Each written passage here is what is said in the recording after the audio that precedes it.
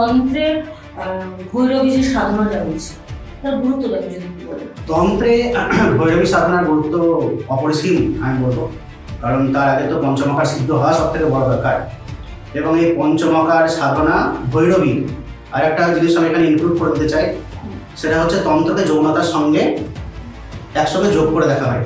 আচ্ছা, এখানেও আবার কিন্তু ঘুরে ফিরে আসছে পয়েন্ট অফ ভিউ। ঠিক আছে, আমি কোন দৃষ্টিকোণ, আমার দৃষ্টিকোণ কি বা আমি কিভাবে দেখছি জিনিসটাকে।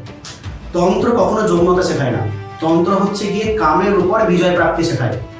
আমি কিভাবে আমার কামকে কন্ট্রোল করছি, যেটাকে পঞ্চমকার সাধনার দ্বারা কিন্তু একমাত্র করা যায়। এবং ভৈরবীকে সবসময় আমাদের মাতৃস্বরূপ হিসাবে আমাদের সবসময় দেখা উচিত। সেটা পঞ্চমকার সাধনার সময় যে মৈথুনের যে ক্রিয়া, মানে কামকে যে কন্ট্রোল করা, আমি বলবো না কামের উপর জয় প্রাপ্তি, কারণ কামকে জয় কেউ কখনো করতে পারবে না, তাহলে তো স্বয়ং ঈশ্বর মহাদেব হয়ে যাবে। আমরা যেহেতু সাধারণ মানুষ, সুতরাং আমরা জয় প্রাপ্তি করতে পারি না, কিন্তু কামকে আমরা কি করতে পারি, সংবরণ করতে পারি। তো সেই সংবরণের ক্ষেত্রে ভৈরবী সাধনার গুরুত্ব হচ্ছে অসীম। এবং ভৈরবী সাধনার দ্বারাই তান্ত্রিক যদি কোনো সাধনা করে থাকে, তাহলে সেই সাধনা সব থেকে উঁচু জায়গাতে যেতে